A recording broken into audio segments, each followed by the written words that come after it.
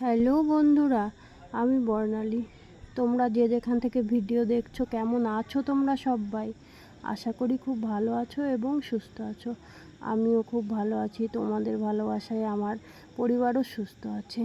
তো আজকের ভিডিওটা এখান থেকেই শুরু করলাম। এই জামা কাপড়গুলো কাল সন্ধ্যাবেলায় যখন গা ধুয়েছিলাম তখনকার কাচা, তো রাত্রিবেলায় তুলে রেখে দিয়েছিলাম। রাত্রে জামা কাপড় মেলা থাকলে সেই জামা কাপড় তো পরতে হয় না। তা এখন দেখো কতটা বেলা হয়ে গেছে, তাই সেগুলো আবার একটু রোদে বের করে দিলাম। একটু পরেই তুলে ফেলবো এগুলোকে। আজকে আমার ঘুম থেকে উঠতেও অনেকটা দেরি হয়ে গেছে। এদিকে চাটা খাওয়া হয়ে গেছে, দিয়ে আজকে ছোট গ্যাসে চা করেছে, চা করে খেয়ে পড়তে চলে গেছে। আমিও খেয়েছি একটু। এইদিকে দেখো হটপটে একটা রুটি তো বেঁচেই থাকে কুকুরের জন্য।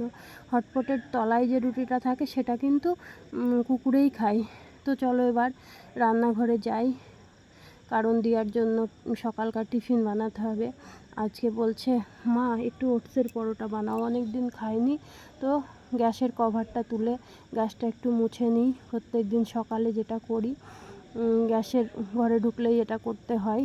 তো ওটসটা আগে আমি মিক্সিতে গুঁড়ো করে নিচ্ছি। ওটসের গুঁড়োই লাগে ওটসের পরোটা করতে গেলে।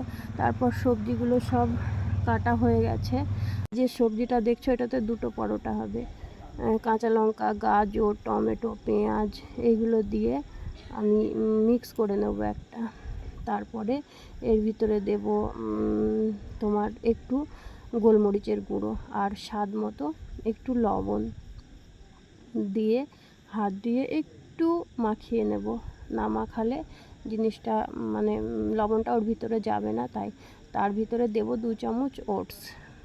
2 চামচই দেব, বেশি দেব না।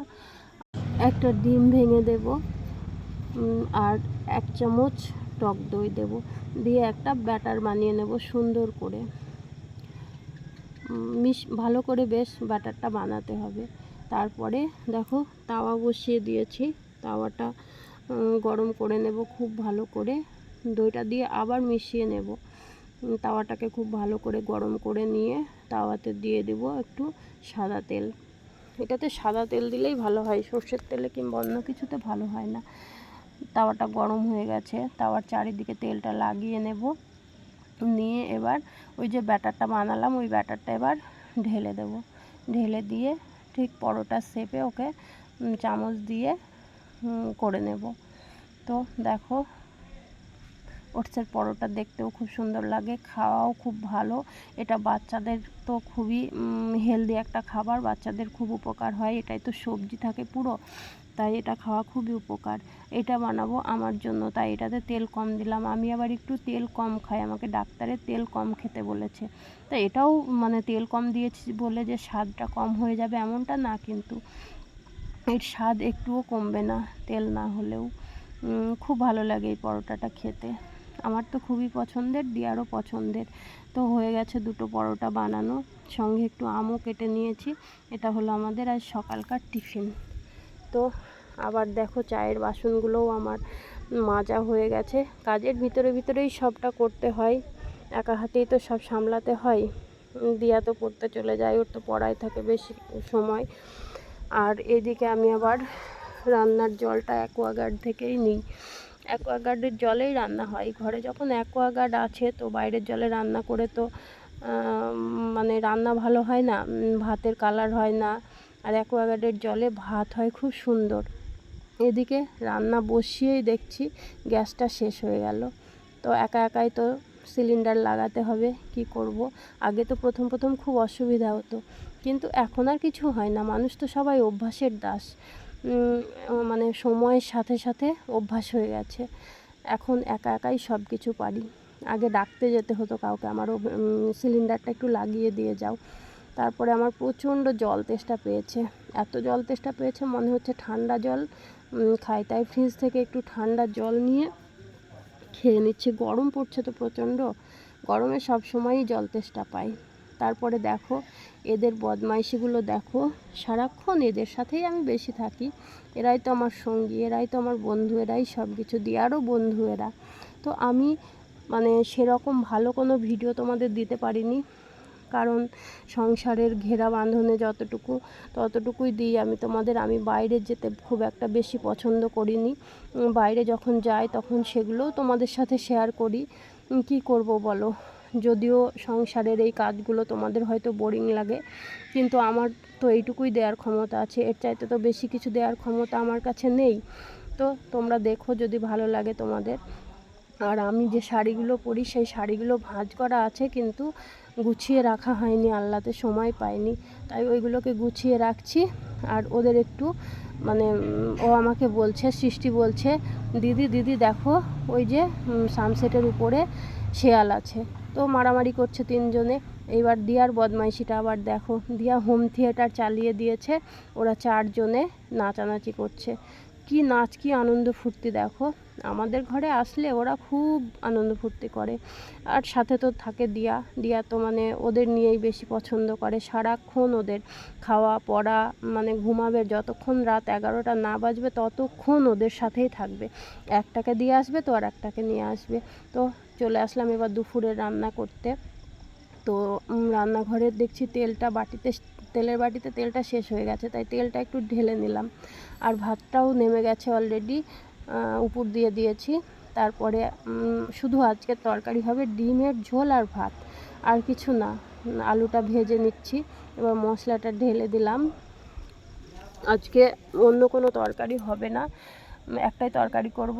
যা তরকারি ফ্রিজে আছে ওই দিয়েই হয়ে যাবে। আমার ডিমের ঝোলটাও হয়ে গেল। আর এইদিকে দেখো ডাল আছে, তারপরে কালকের যে ডাঁটা আলু সয়াবিন পটলের একটা তরকারি আছে, ভাতটাও হয়ে গেছে। আমার রান্না প্রায় কমপ্লিট হয়ে গেল। এবার তো বাইরের কাজ আছে, বাইরের কাজ করব সব কিছুই, তারপরে স্নান করে নেব। চলে আসলাম, বাইরের অনেক কাজ ছিল, রান্নাঘর মোছা, রান্নাঘর পরিষ্কার করা, তারপরে ঘর ঝাড় দেওয়া, ঘর মোছা, সব কাজই প্রায় কমপ্লিট করে এবার আয়ুষি, মৌ, সৃষ্টি এদের এই যে পুতুল খেলনার সাথী, সারাক্ষণ এইগুলো নিয়ে মারামারি হুড়োহুড়ি হইচই সারাক্ষণ করে। তো ওইগুলো প্রচণ্ড নোংরা হয়েছে, ওগুলোকে একটু কেচে দিচ্ছি। ওদেরকে আজ আমি স্নান করাচ্ছি। নোংরা জিনিস ঘরে আমার পছন্দ হয় না, তাই ওদেরকে স্নান করাচ্ছি। আর বলছি যে দেখো কতটা নোংরা হয়েছে, সারাক্ষণ এদের নিয়ে 2-3 জনে মারামারি করে জানো। এগুলো বাইরেই থাকে যদিও, কিন্তু বাইরে যতই থাক না কেন তবু নোংরা হলে আমার আবার পছন্দ হয় না।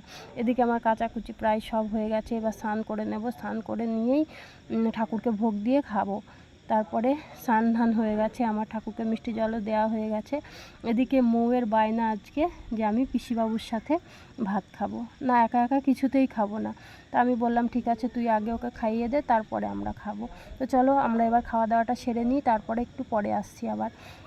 এইবার সংসারের যে মানে ভাঙাচোরা বাড়তি জিনিস, অপ্রয়োজনীয় জিনিসগুলো পড়ে আছে।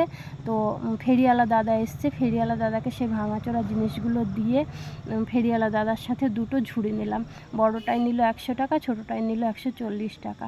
তো ঝুড়ি দুটোই, একটাই বাসন রাখা হবে, একটাই জামা কাপড় রাখা হবে, ঝুড়ি দুটো নিয়ে নিলাম। বাড়তি ওইগুলো তো কোনো কাজে লাগবে না, যে ভাঙাচোরা জিনিসগুলো আছে ওইগুলো দিয়েই নিয়ে নিলাম।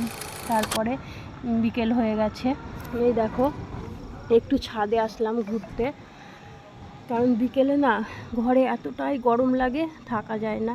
তা হাঁটতেও তো যায়নি 2-1 দিন হলো, তাই একটু বিকেলে ছাদে উঠলাম। ছাদে উঠলে আমাদের ছাদটা এত সুন্দর, রাস্তার ধারে, মানে অনেক দূর রাস্তা দেখা যায়, রাস্তার মানুষজন, গরু সব কিছুই দেখা যায়। আর এই যে দেখো গাছতলাটা, এটা একটা মন্দির, বারোয়ারি, ঘোষপাড়া বারোয়ারি মন্দির। এখানে শনিবার থেকে নামযজ্ঞ হবে, তাই নামযজ্ঞের জোগাড় জান্তি চলছে। কাঠ কাটাকাটি, মহোৎসবের যে কাঠগুলো লাগবে সেইগুলো মানে পাড়ার ছেলেরা মিলে কাটছে সব। আর আমার নিচে প্রচুর কাজ আছে এখনও, জানো তো, জামা কাপড় তুলেছি, ভাঁজ করা হয়নি, খাটের উপরে পড়ে আছে। আর উঠানটাতে একটু জল ঢালতে হবে, কারণ রোদের তাতে তো রাতে আর ঘরে থাকা যায় না জল না ঢাললে। তো হয়ে গেছে সব কাজ, এই যে সন্ধে হয়ে গেছে দেখো, সন্ধ্যা টন্ধা দেখিয়ে তারপরে সব কাজ হয়ে গেছে, জামা কাপড় গোছানো হয়ে গেছে। এইবার টিভিটা চালিয়ে দিয়ে মনে হলো একটু কড়া করে চা নিয়ে বসি, না হলে মানে গরমে মাথাটা প্রচণ্ড ব্যথা করছে, মনে হচ্ছে চাটা খেলেই যেন আমার মাথা ব্যথাটা ভালো হয়ে যাবে। তাই চা নিয়ে বসলাম। তারপরে এখন দিয়া পড়ে চলে এসছে, রাত 9টা বেজে গেছে। ও বলল মা আজকে আর খাবার দাবার কিছু করতে হবে না, আমি ডিমের তরকারি দিয়ে মুড়ি দিয়ে খেয়ে নেব। আমিও দুপুরের ভাত ছিল খেয়ে নিলাম। ওই যে ওর বোনকে খাইয়ে দিচ্ছে দেখো, ও আবার একটু সোহাগে একটু ঝাল খেতে ভালোবাসে। দিদির সাথে খাচ্ছে আর আমাকে বলছে খেতে খুব সুন্দর যে মা, খেতে খুব সুন্দর, এরকম বলছে। কথা এখনও পুরোপুরি বের হয়নি, কিন্তু দিয়া দিদি ওর কাছে খুব প্রিয়। হ্যাঁ বন্ধুরা, আমার ভিডিওটা যদি তোমাদের ভালো লাগে লাইক কমেন্ট করে একটা সাবস্ক্রাইব করতে কিন্তু ভুলো না। আজকের ভিডিওটা এই পর্যন্তই, দেখা হচ্ছে আবার অন্য কোনো একটা ব্লগে। ততক্ষণ তোমরা সবাই সুস্থ থাকো, ভালো থাকো, নিজের পরিবারের খেয়াল রেখো। Tata, bye, good night.